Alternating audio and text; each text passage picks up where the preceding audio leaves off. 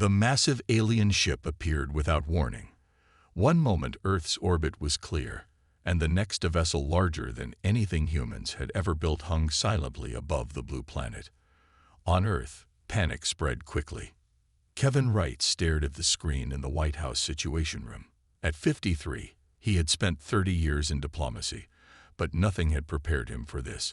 As Earth's most senior ambassador, the task of first contact had fallen to him.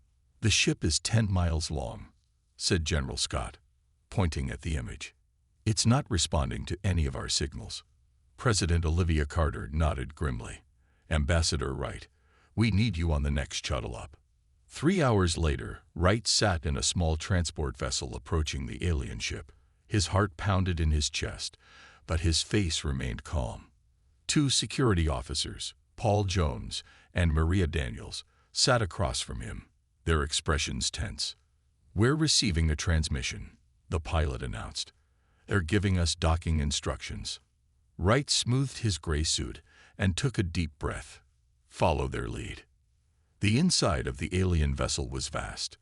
The corridors seemed to stretch for miles, with ceilings that soared hundreds of feet overhead. Wright and his security team were escorted by silent, robotic guides to what appeared to be a meeting chamber. The room held beings unlike anything Wright had seen before. Creatures with too many limbs, odd-colored skin, and eyes that didn't look right. In the center stood a tall, insect-like creature with 4 arms and a shimmering exoskeleton. "I am Vexillar," the insectoid being said, its voice somehow perfect English despite its alien mouthparts. "I speak for the Galactic Council, the ruling body of civilized space. Your species has been observed for some time." Wright stepped forward. "I am Ambassador Kevin Wright of Earth. We welcome peaceful contact with other intelligent life." Vexillar's mandibles clicked together. "The Council does not seek friendship, Ambassador. We seek order. Every new species must pay tribute to join the galactic community." Wright kept his expression neutral. "What kind of tribute?" "The Council requires 30% of your planet's water reserves," Vexillar stated flatly, "and 10,000 human specimens for research purposes." Wright felt his blood run cold. Specimens. Humans. For study and labor. This is not negotiable. The security officers tensed behind Wright. He raised a hand slightly to calm them. "This is an unexpected request," Wright said carefully. "I need to consult with my government." Vexillar's compound eyes gleamed. "You have 7 Earth days to comply. The tribute ships will arrive then. Those who resist tribute are isolated. No trade, no technology, no protection from other species who might wish to harvest your world." Wright was escorted back to the shuttle in silence. As they flew back to Earth, Maria whispered, "They can't be serious. 10,000 people." Wright stared out the window at the stars. "They're completely serious." Back on Earth, the emergency session of the United Nations was chaotic. Wright delivered his report to the assembled world leaders, his voice steady despite the horror of the message. "They want our people," President Carter said, her face pale. "This isn't diplomacy. It's extortion." Admiral Lisa Morgan, commander of Earth's small defense fleet, stood up. "We have 26 ships with weapons capabilities. Against something that size, we wouldn't last 5 minutes." Dr. Alan Peterson, the leading xenobiologist, pushed his glasses up. "We need to understand their motives. Research could mean anything." "It means slavery," Wright said quietly. "I saw other aliens on that ship. The way they moved, the way they were treated. They weren't equals. They were servants." President Carter looked around the room. "We need options, people. Ambassador Wright, what's your assessment?" Wright thought about the cold, alien eyes of Vexillar. "Madam President, I don't believe they expect us to refuse. Every other species they've encountered must have given in." "And if we don't?" she asked. Wright met her gaze. "Then we find out if humanity stands alone in the universe, or if there are others who've been waiting for someone to finally say no." The Geneva Conference Center buzzed with urgent voices. 3 days had passed since the alien ultimatum, and world leaders gathered to decide humanity's fate.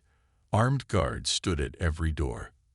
Outside, crowds watched giant screens showing live feeds from the meeting. Kevin Wright sat beside President Carter at the center table. His eyes were tired from sleepless nights. "The council ship hasn't moved," Admiral Lisa Morgan reported. She pointed to satellite images on the main screen. "But we've detected smaller vessels leaving and returning. They're watching us."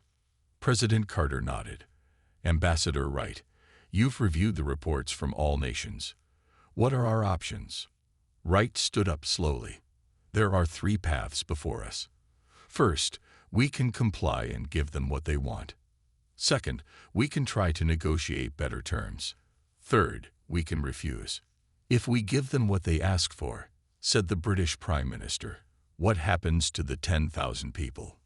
Wright's face darkened. "We don't know." Dr. Natalie Rodriguez stepped forward. Small and intense, she led Earth's top xenoscience team. "We've been analyzing the Council's technology based on scans of their ship. They're advanced, but not as advanced as they want us to believe." Admiral Morgan leaned forward. "Explain." "Their ship is massive, yes," Rodriguez said, "but the weapons signatures are similar to experimental systems we've been developing. The gap isn't as wide as it seems." A murmur ran through the room. "Even so," said the Chinese president, "we cannot win a direct conflict." "Maybe we don't have to," Wright said. "Dr. Rodriguez, tell them what else you found." Rodriguez tapped her tablet, and new images appeared on the screen. "We intercepted communications between the Council ship and other vessels. We can't understand the language yet, but we identified 27 distinct communication patterns. We believe the Council consists of 27 species." "And?" prompted President Carter. "And we detected unusual energy fluctuations whenever they communicated with certain species, almost like—" Rodriguez paused. "Like fear." The room grew silent. Admiral Morgan broke the silence. "They're not a united front. Some members are afraid of others. We think some species are basically slaves," Rodriguez confirmed. "They gave in to tribute demands, and now serve the Council forever." The German Chancellor pounded his fist on the table. "So it's not just 10,000 people now.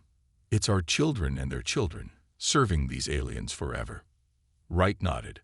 "That's our assessment." President Carter stood up. All eyes turned to her. "Then compliance is not an option. The question is, do we negotiate or do we refuse outright?" The debate raged for hours. Some nations wanted to offer partial compliance. Others suggested stalling tactics. As evening fell, Admiral Morgan approached the podium.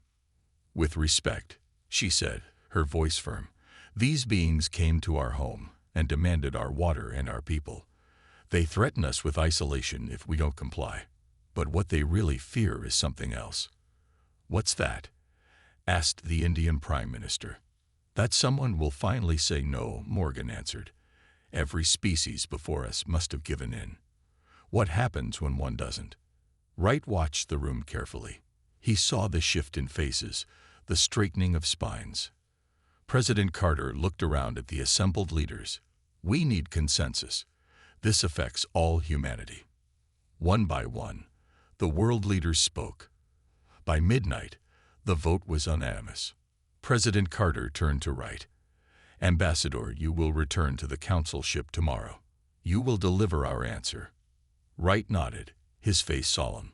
Outside the conference center, Dr. Rodriguez caught up with Wright.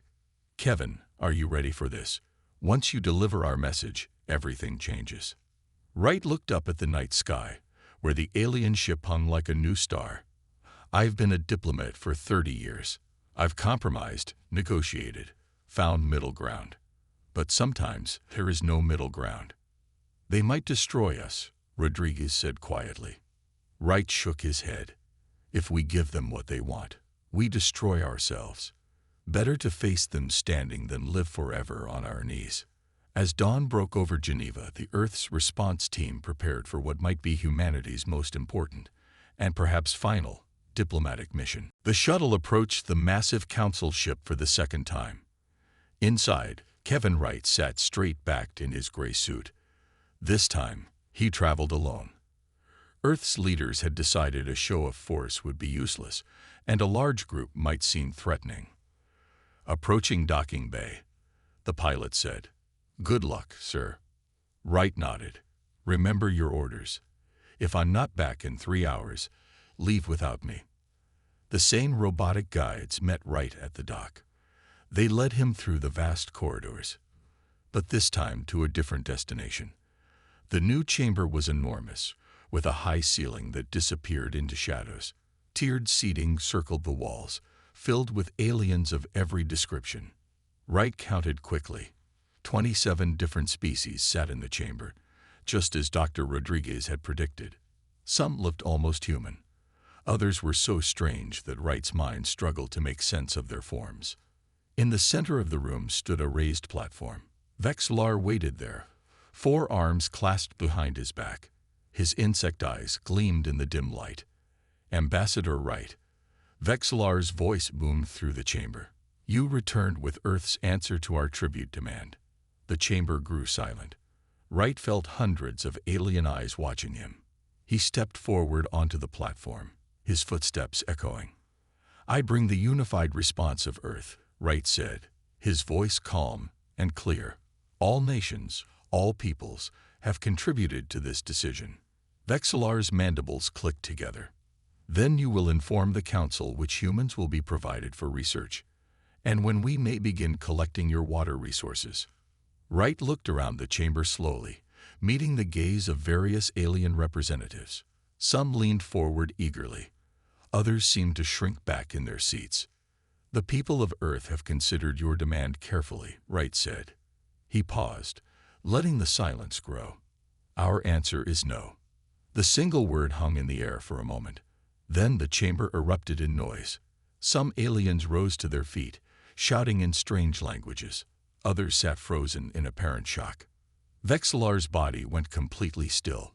"Perhaps you misunderstood the situation, Ambassador. This is not a negotiation." "I understand perfectly," Wright replied. "You demanded tribute. We refused. No species has ever refused the Council." Vexillar's voice rose to a screech. "You doom yourselves to isolation. No trade, no protection, no access to galactic technology." Wright smiled slightly. "We survived alone before. We'll manage. You will give us what we demand," Vexillar hissed, stepping closer, "or we will take it by force." The chamber grew quiet again, watching the confrontation. "You could try," Wright said softly. "But humans have a long history of fighting against those who would enslave us. We're quite good at it." Vexillar raised all 4 arms. "Guards." The human shows disrespect to the Council. Robotic guards moved toward the platform. Wright didn't flinch. "Is this how the great Galactic Council operates?" Wright called out, his voice reaching all corners of the chamber. "With threats and force when you don't get your way. What kind of civilization have you built?" Some of the alien representatives shifted uncomfortably. Wright noticed a blue-skinned humanoid watching with particular intensity. "You have 7 Earth days to reconsider," Vexillar said. "After that, the Council will take appropriate action." Wright nodded. "We'll be ready for whatever comes." As the guards escorted him out, Wright heard the chamber break into heated discussion. Outside in the corridor, he was suddenly pulled into a small alcove. The blue-skinned alien from the chamber stood before him. "I am Kellamore of the Taurians," the alien whispered in perfect English. "What your people have done today, no one has dared in 300 years. We're new to the neighborhood," Wright said. "We don't know any better." Kellamore's eyes, large and silver, blinked rapidly. "The Council will send ships. They must, or others will follow your example. We expected that." "My people will help, secretly," Kellamore said. "Others might too. Take this." He pressed a small device into Wright's hand. "A way to communicate. You are not as alone as they want you to believe." Before Wright could respond, Kellamore disappeared down the corridor. Wright slipped the device into his pocket and continued toward the docking bay. As his shuttle pulled away from the Council ship, Wright looked back at the massive vessel. For the first time in 7 days, he smiled. Earth changed in 6 days. Old enemies became allies. Weapons that had been aimed at each other now pointed to the stars. Every screen showed the countdown. 1 day left until the Council's deadline. At the lunar military base, Admiral Lisa Morgan walked through a hangar filled with ships. Workers swarmed over vessels never designed for combat, adding weapon systems and armor. "Will they be ready?" President Carter asked, keeping pace beside her. Morgan nodded. 20 mining ships converted to fighters. Not pretty, but they'll fly. The real question is whether they'll make any difference. In the science wing, Dr. Rodriguez studied the device Kellamore had given Ambassador Wright. She hadn't slept in 3 days. "Anything?" Wright asked, bringing her coffee. Rodriguez looked up, eyes red but excited. "This isn't just a communication device. It's full of data, star charts, ship designs, and..." She paused, pressing a button that made the device project a complex diagram. "Council ship weaknesses." Wright leaned closer. "What kind of weaknesses?" "Their shields operate on specific frequencies," Rodriguez explained. "If we hit them with the right electromagnetic pulse, we could disable their systems temporarily." "How temporarily?" "Maybe 3 minutes, maybe less." Wright frowned. "Not long enough to win a battle." "No," Rodriguez agreed, "but long enough to surprise them." On a retrofitted cargo ship named Defiance, Captain Frank Martinez inspected his new command. The ship was ugly, a box with engines and hastily mounted weapon systems, but it was fast. "Not exactly the Navy I signed up for," said his first officer, Susan Lee. Martinez patted the worn metal wall. "She won't win beauty contests, but she might keep us alive." The ship's communication system crackled. "Captain Martinez, report to Lunar Command immediately." In the command center, Admiral Morgan stood with Dr. Rodriguez and Ambassador Wright around a holographic display showing a small Council patrol ship. "Our long-range scans detected it entering the system," Morgan explained. "It's alone, probably a scout." "We need to test Dr. Rodriguez's theory," Wright said, "before the main fleet arrives." Morgan nodded. "Captain Martinez, your ship is the fastest we have. You'll intercept the scout, test the electromagnetic pulse, and return. Do not engage unless absolutely necessary." Martinez studied the alien ship's image, "and if they spot us, then we'll find out how good our new weapons are," Morgan said grimly. 6 hours later, the Defiance drifted silent in the shadow of Neptune, its systems powered down to avoid detection. The Council scout ship moved slowly through the outer solar system, scanning methodically. "They're in range," Lee whispered, though there was no need for quiet in space. Martinez nodded. "Charge the EMP device. Remember, 1 shot. Then we run. No heroics." The crew worked silently. On the view screen, the alien vessel grew larger, sleek and predatory compared to their boxy ship. "EMP charge," the weapons officer reported. "Target locked."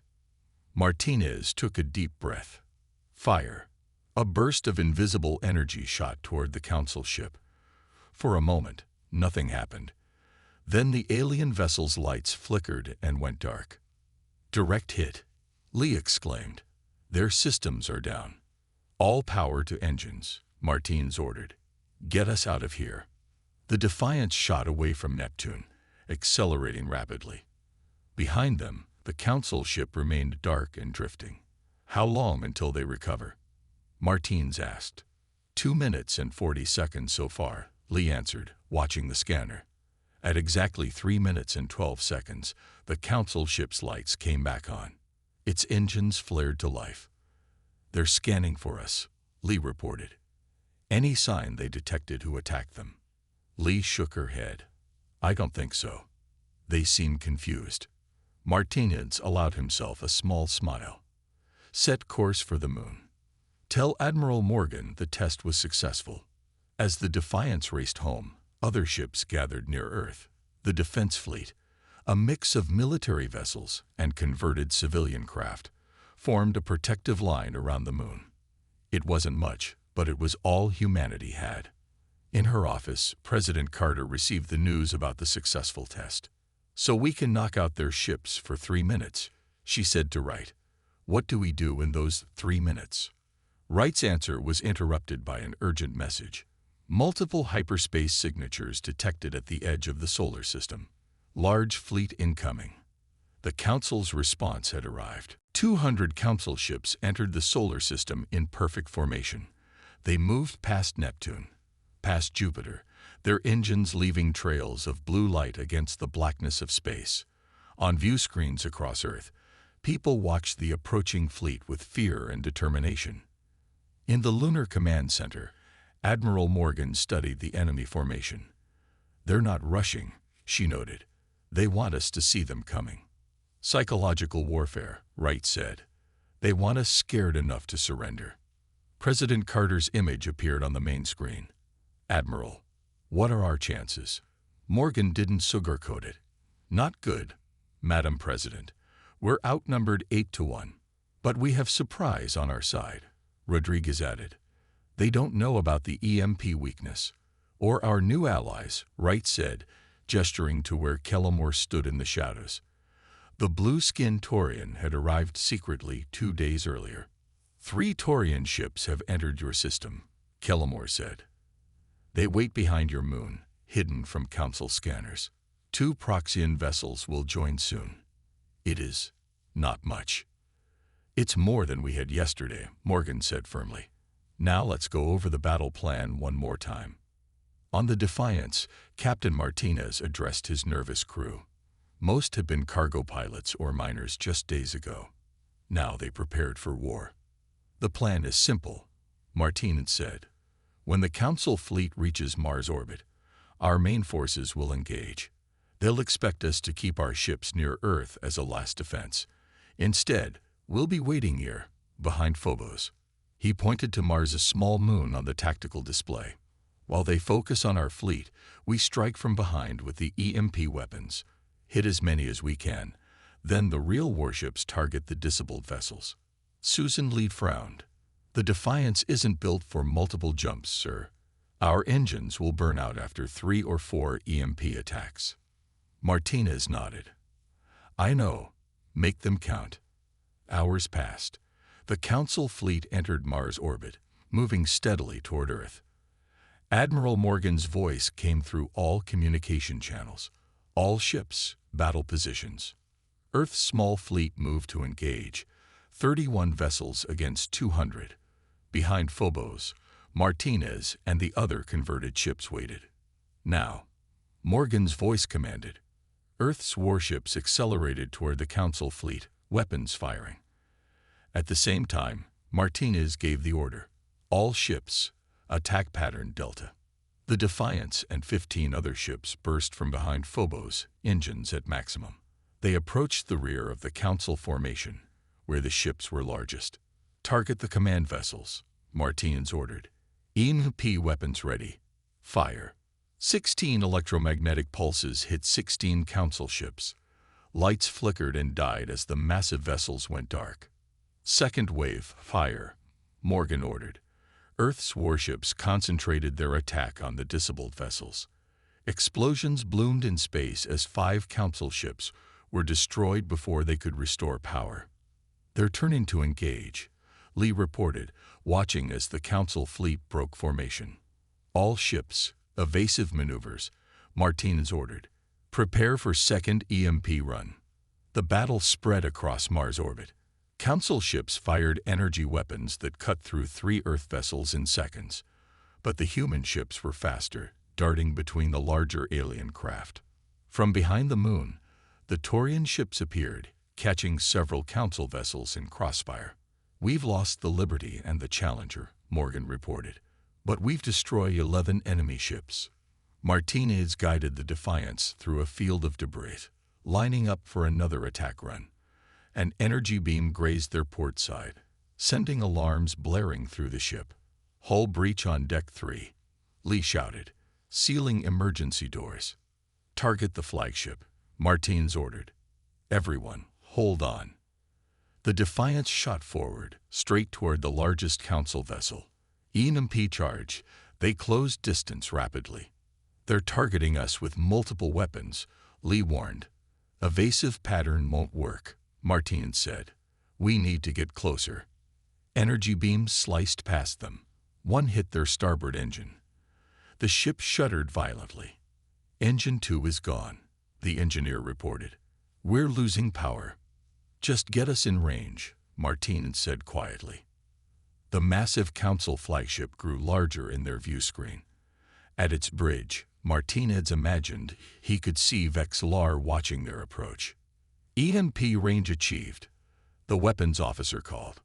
Martinez nodded. "Fire." The pulse hit the flagship directly. Its lights went dark, weapons systems disabled. "Direct hit," Lee exclaimed. The crew cheered, but Martinez watched their own power levels dropping rapidly. "Send the targeting data to Admiral Morgan," he ordered. "Tell her she has 3 minutes." "What about us?"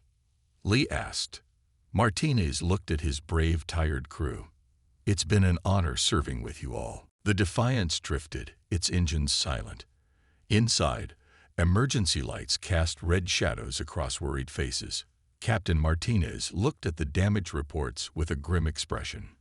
"Life support is failing," Susan Lee said quietly. "We have maybe 20 minutes of air." Martinez nodded. Through the view screen, he watched Earth vessels attacking the disabled Council flagship. The 3-minute window was almost gone. "Any word from Admiral Morgan?" he asked. Lee shook her head. "Communications are down." Suddenly, a new ship appeared beside them, sleek and blue, unlike the Council vessels. A Taurian rescue craft.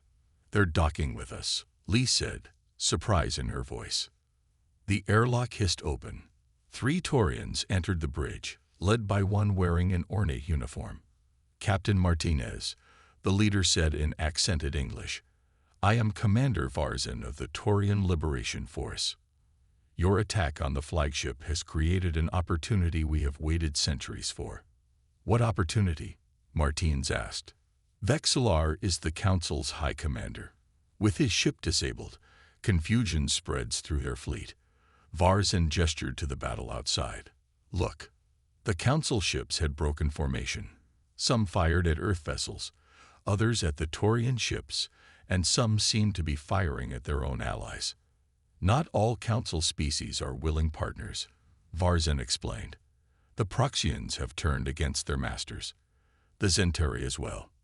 "We need to get this information to Admiral Morgan," Martins said, standing despite his injuries.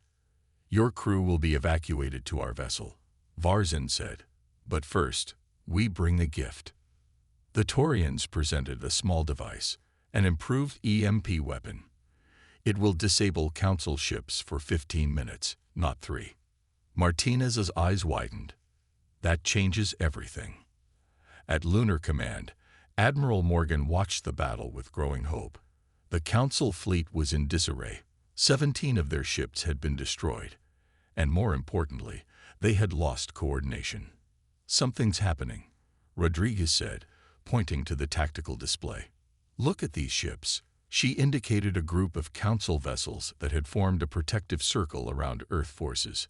Ambassador Wright turned to Kelamor. "Your people." The Taurian shook his head. "Proxians and Zentari. Others will join soon." A communication came through. "Lunar Command, this is Captain Martins, aboard Taurian vessel Swiftwind. We have critical intel and new technology." Morgan's face showed rare surprise. "Martinez, we thought you were lost." "Not yet, Admiral," Martins replied. "The Council is fracturing, and we have a new EMP weapon with 5 times the disable duration." As Martinez explained, Morgan's tactical mind worked quickly. "This could work," she said finally. "If we coordinate with our new allies, we can end this today." President Carter joined the transmission. "What's happening, Admiral?" "We have a chance to win, Madam President," Morgan said. "With your permission, I'm taking command of the combined fleet." Carter nodded. "Granted. Good luck." Morgan outlined the new battle plan to all ships. Human vessels would pair with allied alien craft. The new EMP weapons would target key council ships, while faster vessels would protect the converted cargo ships. "On my mark," Morgan ordered. 3, 2, 1. Execute. The battle that followed would later be called the Liberation of Sol. The combined fleet moved with purpose, targeting Council loyalists while protecting those ships that turned against their masters. On the Council flagship, power had just returned when another EMP hit, stronger than before. This time, Vexillar watched helplessly as his ship went dark again, systems failing all around him. "High Commander," an aide reported, "we have lost contact with 30% of the fleet. Many ships are turning against us." Vexillar's mandibles clicked in anger. "Impossible. No species would dare."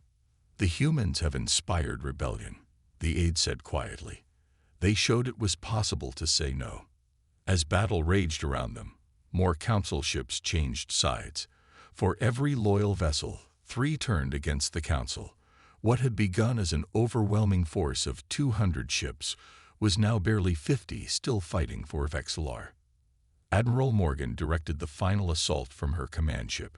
"All vessels, focus fire on the remaining council loyalists." The combined fleet closed in. Council ships began to retreat, jumping to hyperspace rather than continuing the fight. Finally, only the flagship remained, still disabled by the enhanced EMP. "Prepare boarding parties," Morgan ordered. "It's time to meet the High Commander face to face." On the swift wind, Martinez watched the Council flagship surrounded by Earth and allied vessels. "Is it over?" he asked Varzin. The Taurian smiled, an expression he had learned from humans. "No, Captain. It is just beginning." 1 year later, the Great Hall of the new Interstellar Federation buzzed with activity. Representatives from 32 species gathered on Earth, in a building constructed specifically for this historic moment. The curved walls displayed the flags of all member worlds, with Earth's blue and white banner at the center. Admiral Lisa Morgan, now Earth's official representative, stood at the main entrance greeting arrivals. She wore a formal uniform with new insignia, a circle of stars surrounding a simple image of hands clasped in alliance. "Admiral Morgan," a familiar voice called. She turned to see Frank Martinez approaching, walking with a slight limp from his injuries during the battle. "It's Federation Representative Morgan now," she corrected with a smile. "And you're late, Captain." Martinez shrugged. The Mars colony needed extra security for their Taurian visitors. Some humans are still nervous around aliens. "They'll learn," Morgan said, "just as we all are learning." Inside the chamber, Ambassador Wright sat with Dr. Rodriguez, reviewing last-minute details for the ceremony. "Hard to believe it's been only a year," Rodriguez said, looking around at the diverse gathering of species. Some looked nearly human, while others were so different that special environmental suits had been designed for them. Wright nodded. "Harder to believe we almost gave in to their demands." President Carter entered the hall to applause from all delegates. She took her place at the podium and raised her hands for silence. "Representatives of the free worlds," she began, "today we formalize what began in battle but continues in peace. The Interstellar Federation is founded on a simple principle, that all intelligent species have the right to determine their own destiny." The crowd murmured approval. Near the back, Kellamore and Varzin watched with satisfaction. "The old council ruled through fear and demanded tribute," Carter continued. "Our Federation asks only mutual respect and cooperation. No species will dominate another. No world will be forced to provide specimens or resources against their will." She looked toward a special section, where families of those lost in the battle sat together, human, Taurian, Proxian, and others. Among them were Susan Lee and the surviving crew of the Defiance. "We paid a heavy price for freedom," Carter said more softly. "The memorial we dedicate today honors those who gave their lives, so that all our peoples might live in dignity. Outside the hall, a new monument gleamed in the sunlight, a simple obelisk with names written in the languages of all allied species. After the ceremony, Martinez found himself standing beside the monument, reading the names of his crew members who hadn't returned. "You honor them by continuing forward," a voice said behind him. Varzin approached, dressed in formal Taurian robes. "Some days it's hard to believe we won," Martinez admitted. "You did more than win a battle," Varzin said. "Your people's refusal to submit inspired a revolution. For centuries, the Council believed all species would eventually surrender to overwhelming force. We're stubborn that way," Martinez smiled slightly. "A valuable trait," Varzin agreed. "Now you must be equally stubborn in building peace." Inside, Wright stood with President Carter as she signed the Federation Charter. Around the table, representatives from all 32 worlds added their signatures or equivalent marks. "There's still Vexillar and his loyalists out there somewhere," Carter said quietly to Wright. "Let them run," Wright replied. "Every day, more former Council worlds join us. His power is fading." The last signature was added. Carter picked up the document and held it high for all to see. "The charter is complete," she announced. "The Interstellar Federation is now official." The room erupted in cheers and equivalent expressions of joy from species whose biology didn't allow for human-style celebration. Later that evening, Wright stood on a balcony overlooking the city. Rodriguez joined him, carrying 2 glasses of champagne. "To saying no," she offered, handing him a glass. Wright smiled. "To saying no," he agreed, "and yes to something better." Above them, the stars shone brightly in the night sky. Among them were new friends, new allies, and endless possibilities. The universe had changed because humanity had answered with one word. And that word was spreading across the galaxy, from world to world, like a flame that could never be extinguished.